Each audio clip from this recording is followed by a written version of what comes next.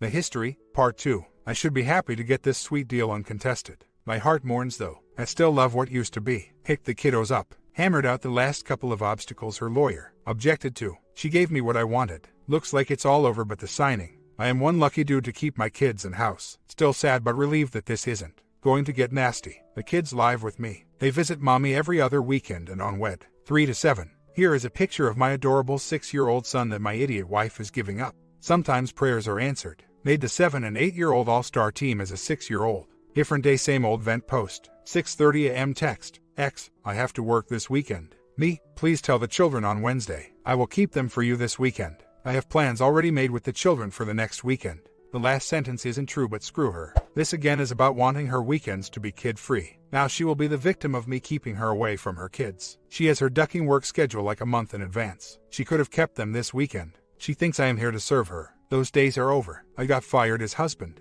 I just got the finalized divorce settlement emailed from my lawyer to her lawyer and me. Should I be a nice old chap and forward it to her? Tell her it's signing time. No need to even contact her. That's her lawyer's job. Wife just checked my dating profile out. That bothers me for some reason. That means she is on there looking. Here's the kicker. In her profile, honesty and integrity are important to her. What the hell? Are you kidding me? I almost sent her a message but decided not to. Got my heart racing. So sad. She also said that her 2 children were her world. Really? Where are you? I can't believe it. Seeing her grovel and me telling her no would make me happy. Is that too much to ask for? Her children are her world makes my blood pressure boil. She means her children are her world for 4 hours on Wednesday and every other weekend. If she doesn't have better things to do. Text message from X. X, I have Friday off. I will get them Friday and bring them to you Saturday morning. Also, would you mind dropping D at my house Thursday and Friday? I work until 5 on WED and will get them after work. Thanks, since I am clearly too codependent to make a rational decision. I need your help. My gut says to just say okay and run with it cause the papers are ready and I guess are just days away from being signed. Don't rock the boat until she signs the line which is dotted. However, I feel like I am still catering to her whims. I want my kids to see their mom. They love her and she loves them, as good as she knows how. I need some boundaries for the kids' sake. When she left, she said I have to know if it's real. Her excuse, we just drifted apart. Classic revisionism. No regret. After the holidays, she was lonely and tried to but I just think she was crying because she was lonely. No true remorse. I was hoping to have a wife that would fight to save her marriage rather than get on dating websites. Emotionally I had not detached but logically I knew I had to let her go. I still have not detached. I am slowly getting stronger. Each day I see her for what she is, a liar and a cheater. I did employ the 180 to help detach. It just doesn't happen overnight. However, she has shown very little interest in I just need to get a divorce. Move on and get over it. Easier said than done. Takes time. The papers are not signed. I don't know why she did what she did. She asked me last night how I was doing. I said fine. Part of me still thinks she needs OM2 so she can feel the high again. I don't even know if I want her back. I did act extremely needy when she attempted the "Are you know the do you love me" texts. My biggest regret was sleeping with her so easily. Should have made her jump through some hoops first. Would have kept my emotions in check and also seen if it was true remorse or not. I think I am past the 180 stuff. If she wants to talk, I talk. I don't open up like I used to. Cool, calm, dispassionate. That's my motto. Hurts a little but it is so infrequent no need to be a jerk. I have detached enough to where I can communicate with her. My pride may be hindering a reconnection. Is it foolish pride or is it being fair to myself? Why do I have to wine and dine a woman who went outside the marriage? Do I not deserve better? Why do I have to do the heavy lifting? The marriage was finished when she gave herself before God to another man. Do I still have an emotional bond that I can't seem to shake? Yes, I dedicated 13 years to her and she gave 2 beautiful children. Did I hire a babysitter as much as I should have? Probably not. Why is the burden on me? I was already toting my load of rocks and half of hers. Time for me to let her tote her own rocks. She cheated. If she doesn't want a D then she should let me know that. I am nothing but cordial and friendly to her. Even told her how proud I was of her for being clean 1 year. Now I really just look and watch her actions. I am cordial and friendly and go out of my way for her when the children are involved. Her actions, flaking on visitation, no reaching out to me at all out even when I compliment. Online dating profile. Show me that she just isn't willing to do the hard work necessary or that she is even interested in reconciling at all. I almost think the opiates have made her a little bipolar. I am at a loss as to what I can do. I don't think asking her on a date is the answer. I did this once and got hurt again during the I do admit that she and I are both stubborn as mules. My codependency for her is as strong as ever and I am sure you can feel my pain through my words. However, how much punishment can I take? Why can't she try? The online dating profile really hurts. Tells me she doesn't want to try. Tells me she is still searching for that high. Feeling a little angry that the ex was not at work yesterday. I almost want to say something. Feel like disabling the texting function on her phone. She is still carrying my health insurance, so probably don't need to get petty. I never got a chance to ever even get mad at her. So afraid of doing anything that would hurt my custody case. Now I am dealing with anxiety issues from all of this. Terrible feeling when your wife tells you she's going to Om's hotel for the weekend and there is nothing you can do to stop it. Big update. Around lunch today I get a phone call. It's the wife. Come to counselor's office please, it is really important. I found out why she wasn't at work this weekend. She has been terminated as a pharmacist and her license pulled. I am going to enter her into rehab tomorrow. We will tell the kids tonight that mommy is sick and needs to go to the treatment center to get better. So sad. She will miss both kids' birthdays. I know I don't owe her anything, but I need to help her for the children's sake. I could not live with myself if I just abandoned her. I'll miss the $17 a month in child support and the nice health insurance. Wife came over last night after baseball practice. I fixed dinner for her and the kids. She gave the children baths and helped the oldest with his homework. Before they went to bed, we told them that mommy was sick and will be going to a hospital to live for a while. That I would be picking them up from school on Wednesdays now. I told them we could go see mommy when the doctors allow it. Getting financials in order this morning. I am about to go and get her. She has to be there at noon today. I get to her place and she just got out of the shower, all vulnerable. All I could do to fight my primal instinct. Went and got breakfast lol. Well, we are here. Place looks like camp. Spending time with her brings back old feelings. She has been quiet for most of the trip, so I left it at that. I really had to fight urges to reach out to her. I wanted to grab and hold her hand, but I didn't. I think I did good, but it sure doesn't feel like I did good. A little counterintuitive. The admissions coordinator said insurance will not cover the inpatient therapy. We are talking $39,000. Wow, just wow. Of course, my wife is clueless in these situations, so I had to take charge. So now I am scrambling to figure out a way to get the money for her. She has it, but I have to get to it. Sell stock or retirement or whatever. Maintain all her bills while she is gone. I am in a lot of pain today. My desire to just reach out and comfort and hold her was all I could handle yesterday. I didn't do it, but I am feeling the emotional pain of not doing it. How do I handle care packages and visits? She needs to see her kids. She needs support, but how much from me? Letters from the kids. Letters from me. What do I do? How do I support but not smother? At the beach with a good friend this weekend. Stayed out way too late and lost my phone. Wife calls from rehab and we talk for 10 minutes. Asks me to send her a coat. At the end I get an unsolicited, "I love you." I did not say it back. Well, the wife has been calling every night to talk to the kids and me. I guess limbo is where I am going to stay for a while. I for some dumb reason believe that she still loves me, although she only let it slip once. 50,000 feet is where I am going to hover for a good while. Just watch what she does. Hopefully, she will let me know. I think the frequent phone calls and "so good to talk to you" messages say a lot.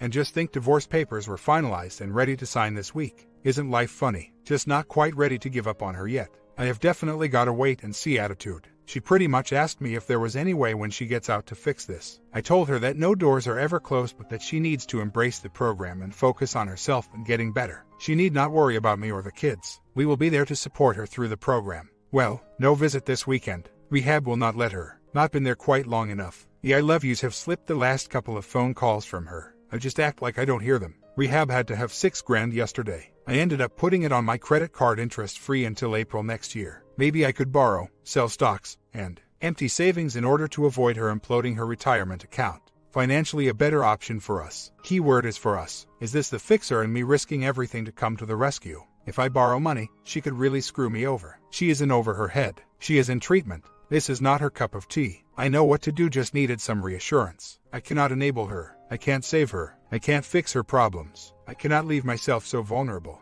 No phone call last night. Why does this bother me? I talked to her twice yesterday. Am I getting sucked back in emotionally? I need some emotional armor to protect me. Visit is done. Mostly playing with the kids. Did not get too heavy. She did get a little emotional. Told me she was messed up in the head. She is good with the kids. That's why I never interfered with her seeing them despite her problems. I am torn emotionally. Part of me just wants to walk away. I worry that I will be one of those people who loses a little inside every day trying to then 5 years later just snap. I am going to take this real slow. There will be no officer and a gentleman moment leaving rehab. This isn't moving to the anytime soon either. I need to figure out what I want. Feeling a little blue this morning. I kind of feel like my wife has imploded and has nowhere to turn but to me. The garden gnome has moved on to another lawn. I don't want to be anyone's last option. I just remember those emails and texts, like a couple of high school kids. It turns my stomach. I don't know up from down anymore. I know I've got game, as I have already convinced one of my son's friends' 27-year-old mom into a FWB situation. However, I quit pursuing it. I couldn't do it. Couldn't deal with it. I just duck and can't do it. Can't handle all the damn texting these kids do. What are you doing? Cleaning the house. Undoing dishes. Jesus, I can't take it. I think all this holding out for my wife is some sort of character flaw in me. I just had I don't want to be a doormat moment this morning. 50,000 feet and soaring. 2 more months to be patient and watch. I just have doubts. I definitely have some large trust obstacles to overcome. I cannot escape them. She has not had a drop to her hands and knees moment. I fear I will get crap on again. I believe she would take the garden gnome over me if she could. My mind just constantly thinks she is calling other dudes while she is in rehab. I wouldn't wish this stuff on anybody. How do I get rid of this anxiety robbing me of my energy? I used to be so full of life and energy. I lifted 3 days a week, played ball 3 days a week. No more time. Kids and work now are all consuming. All is done as 2-hour lunches are not feasible anymore. I need to start lifting.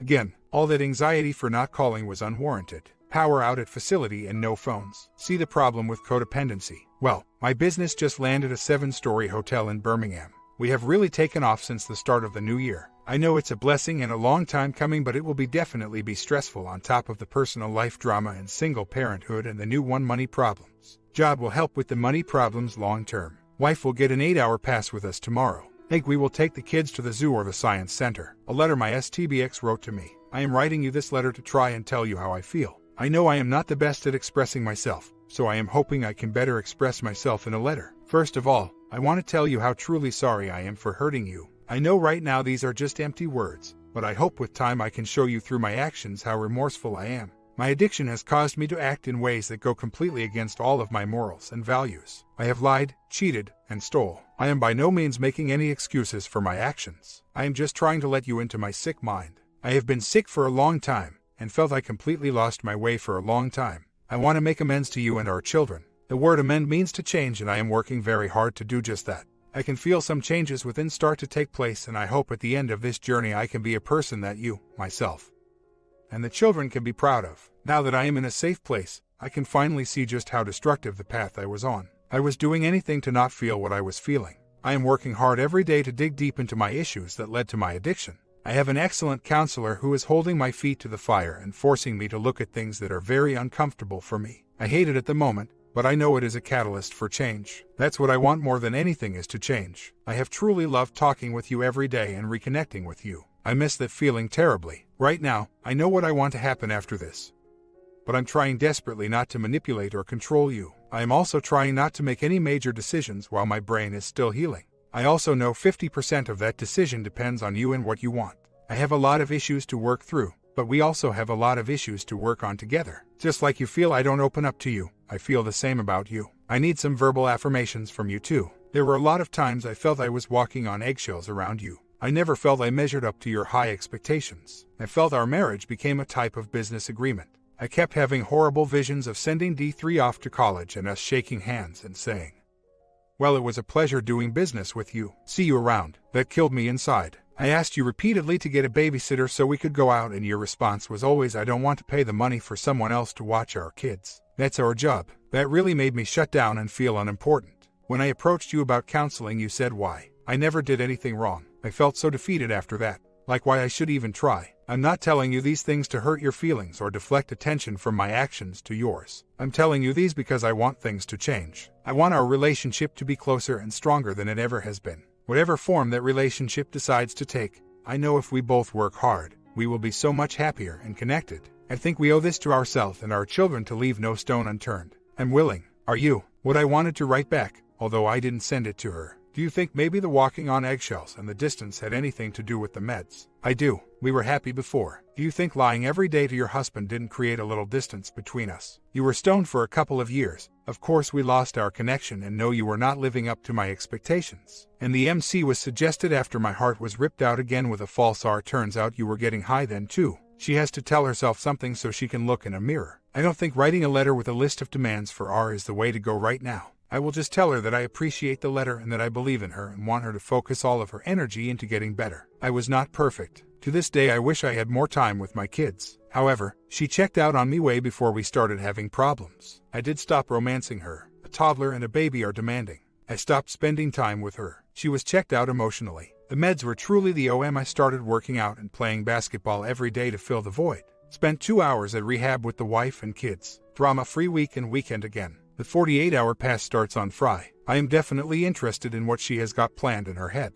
I am just going with the flow. The wife still calls every day and says the right things. I don't know what the future holds. I just know I will never be able to love her like I used to. Maybe that's a good thing. Maybe we are only supposed to love our kids that much, or maybe not. Lots of parents enable their children because they love them so much. If I do reconcile, I bet I'll be hiding money in jars in the backyard. I don't believe my wife is as selfish and self-centered as some out there. I do believe the meds made her that way. Here's the million-dollar question. Can she stay clean? She calls every day to chit-chat and tells me she loves me and blah blah. I get sick at my stomach when I say it back. I am still angry and have trust issues. I deserve better than her, but being realistic, the chances of finding a woman my age or younger that wants small kids makes 6 figures extremely high on the rank meter are slim at best, and my kids love her to death. My cousin said she had me a date and I told her great, but she has to be an improvement looks-wise over the wife. She laughed and said good luck with that. I still have some anger concerning the garden gnome also. Never really got a chance to pee on his parade. I don't think I can get through life with him getting off scot-free. I would really like to choke the life out of him, but my children are too important for me to do that. Thinking about Cheaterville and such. Should I make my wife put him on there when she gets out? I know he has a criminal record and is an ex-med addict preying on other med addicts in an online recovery forum. What a weak piece of crap. Had a breakthrough with the fair-skinned ginger I see of mine. She says to never defend myself when the wife is trying to express her feelings. As the son of alcoholic, my entire childhood involved defending myself to my dad. Good point. When wife asked for MC, should not have defended me. When she expressed her feelings in the letter, should not have defended me. Good points. Earned her money for real today instead of just sitting there looking all pretty. Months later, their mother is coming home from rehab. Things are about to get weird. A week later, life is good, I think. I love living like a parole officer or warden. I guess it beats listening to Spank the Monkey by myself. She's off putting her counselor's kids through college. There's going to be a boom in the local economy with all the money we've dropped on counseling. 2 weeks later, wife was pulled over for speeding last night and carted off to behind bars. Had to bail her out. More consequences. This whole mess is now a financial hit. 2400 to bail her out.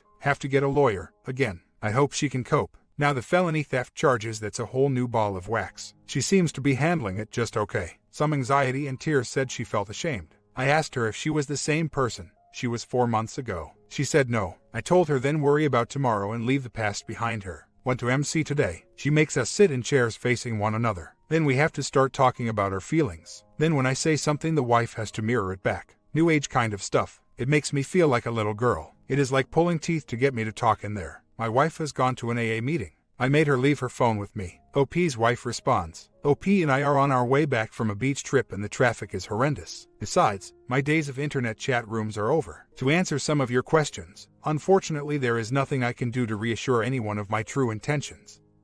And I accept that my actions are the cause. However, I do have a secondary retirement account I could use if OP was not interested in reconciliation. But we both decided that me being a stay-at-home mom right now was the best decision for our family and my recovery. To sum up my childhood in 2 words, it would be sadistic chaos. I have been caring for my 3 younger brothers since I was 8 years old. My final diagnoses and treatment were PTSD and dissociative amnesia. To be quite honest, I don't remember large parts of my childhood, but my oldest brother does.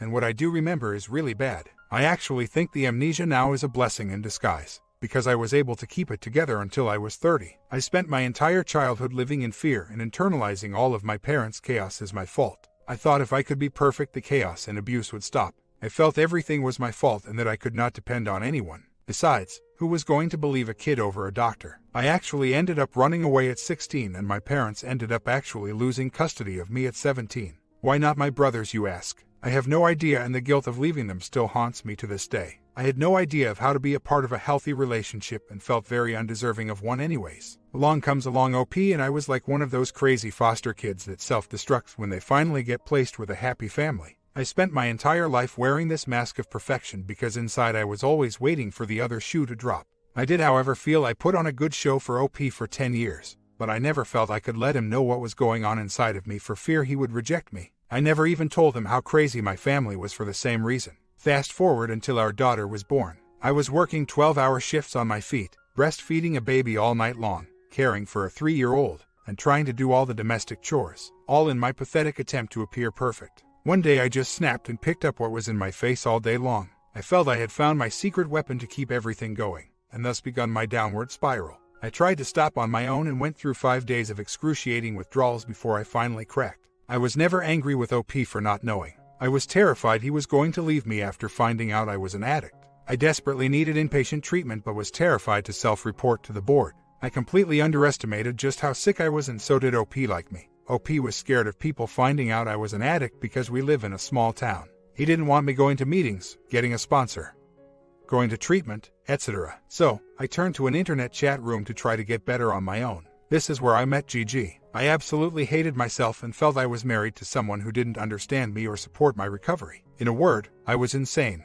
He flooded me with compliments and could speak all of the recovery talk really well. In my sick, depressed mind, I really thought this man would keep me clean. Nuts, I know. The irony is I actually ended up relapsing over the guilt and shame of what I was doing to OP and my children. I became addicted to the compliments, but eventually I saw him for what he was and dumped him. However, I was left with a void, and one night I saw OP's profile on a dating website and became very jealous and started one of my own, hoping he would see it. However, it backfired and I was overwhelmed by all of the attention. I was only on the site for 1 week and went on 2 lame dates. I couldn't keep up the dating and the meds, so I chose meds. I don't expect this to make sense to anyone else. The turning point came for me when the man I was on the verge of divorce from actually loved me enough to drive me to treatment and take care of all of my affairs while I was there for the sole reason of seeing the mother of his children get healthy. He even took out a loan to help pay for treatment and brought the children to see me at every possible opportunity. So, to answer your question, when I told him I loved him, I meant it with all my heart. I have never felt more loved and accepted in my entire life, and I know I don't deserve it.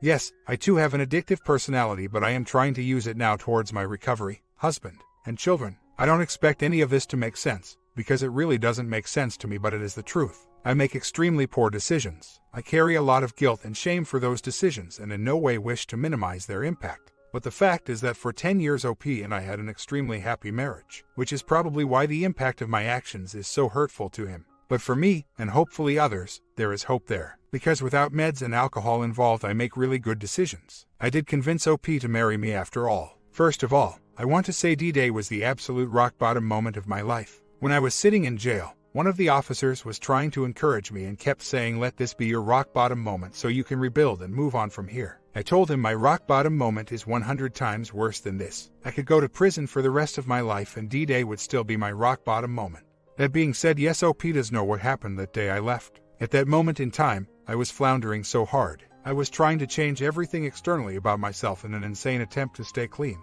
when what really needed to change was an internal change. To be honest, in that moment I didn't have any internal dialogue whatsoever. I reacted completely on impulse and pushed everything out of my mind. When I finally did allow myself to think about what I had done, I was so overcome with guilt and shame of what I had done to OP and my children I relapsed over it. I don't feel I am trying to rationalize anything. I accept full responsibility for my actions. But for me, I am trying to understand what led to these awful behaviors so I'm not doomed to repeat them. When you know better, you do better. As far as trust goes, I don't expect OP to trust me right now, or anyone else for that matter. When it comes to meds or other men, since I have been home, I have been a complete open book. OP can check up on me whenever he wants and has, and I don't care. I have no male contact with any males whatsoever besides my brothers. I have switched from NA to AA because in my area they seem to have a stronger, healthier group in my opinion. The men and women do not socialize whatsoever and do not even sit together during the meetings. In treatment, there were very strict rules about fraternization that people broke all the time and were written up. I never broke one of those rules and had no desire to do so. I know rebuilding trust with OP is a slow process, but I am up to the task. As far as meds go, here comes the recovery talk. I know I have a disease and that I am only given a daily reprieve contingent on my continuing spiritual progress. I truly believe this is a one-day-at-a-time program. I know what I had to do to keep myself clean and sober yesterday and the day before, and I plan on doing the same things tomorrow and the next day and the day after that. I have a lot of accountability measures in place as far as meds go and am very grateful for them. I must submit to random screening for the next 5 years. I must also attend IC and MC and attend mandatory AA meetings for the next 5 years. I have a wonderful sponsor that I call daily and we are actively working the steps together. I plan to include service work in the future as well. I know that what I feel for OP is love because love is a commitment, not a feeling, and I am 100% committed to OP and my family. And in time I think my actions will prove that. OP's actions already have. The point I was trying to make is that the details are fuzzy to me, not that I am trying to not accept responsibility for my actions. I apologize for seeming insincere. I will definitely keep this in mind. I waited until the kids went to bed to discuss things and a big fight ensued. The reason I didn't want to discuss things earlier was because I didn't have the time to devote to it right then, and I didn't want to discuss things in front of our daughter. There have to be some boundaries here in my opinion. Both the ICs and the MIC are saying not to discuss things over and over and not to discuss intimate details. I have answered everything many times over. I admit I don't have all the answers here. I'm far from perfect and learning as I go. This is hard. I don't always say and do the right things, but I am trying. I'm worried OP is engaging in some unhealthy behaviors. I think the Cheaterville thing is just inviting chaos into our lives. Yes, I realize I set that ball in motion, but why keep it going? I think looking up the man on Facebook is unhealthy. What good can come out of it? I'm not protecting the other man. How can we move forward with the constant chaos? I also think OP has been hanging with some of the Misery Loves Company crowd and it is bringing him down. I'm not referring to everyone on TAM, but we have all seen a small percentage here content to wallow in their own misery. I'm not trying to point the finger at him. I'm just concerned. I do want to help him recover. I have tried to do that. I watch the girl while he coaches football. I go to Mick and try really hard to be an active participant. I will gladly watch the kids if he ever decides to attend another meeting. It's all very confusing. I'll be honest, I don't know what to do, but I am trying. I will let the Cheaterville thing go. I still don't think it's the healthiest thing in the world to do, but there are far worse things that could happen. I don't have to be right about this one. If it helps him, then great. I just wanted to express to him that maybe he should protect himself from triggers a little more. I guess it came out like get over it. I understand that many can't be avoided, but to maybe look at some of the ones that can. Like for me, I think going to a bar might be a trigger for me to drink. So I don't go. Yes, there are alcohol advertisements everywhere, but I still try to avoid what I can. The problem that has plagued our entire marriage is we have never learned to successfully resolve conflict. Problems are either swept under the rug and ignored, or we fight and hurt each other's feelings. When a problem occurs, he appears to me to be very angry and defensive, and I shut down and try to escape, either by physically removing myself from the situation or escaping with meds. In the past, this of course feels very cold to OP, so I have been trying to force myself to hang in and fight because I desperately want to change this pattern of my behavior. However, it feels to me things just escalate and I am being handed a lot of low blows. Comparisons to my mother, threats of divorce, etc. I don't know what to do anymore. I just feel lost and horribly inadequate. Half a year later, OP updates. Here's an update for the few who are still here and remember me. The wife and I are still reconciling and in marriage counseling. Everything is going well, like more good days than bad. The wife is really working hard to conquer her addiction. Meetings, I see, etc. Money is tight right now as we purchased our home based on 2 incomes and we still have a large student loan payment. I am lucky to have had a good year at work to alleviate some of the financial burden. I do worry about the wife going back to work. I really enjoyed coaching and watching my son's football team win the championship. Baseball signups are this weekend and I hope I haven't been blackballed for my tirade last year. A month later, congrats to wife for 1 year clean and sober today. In honor of this momentous occasion, I am going to quit drinking Diet Coke. Again, my comment, how did you like the ending? Or you just wish he walked away? Comment down below, sub and bell and stay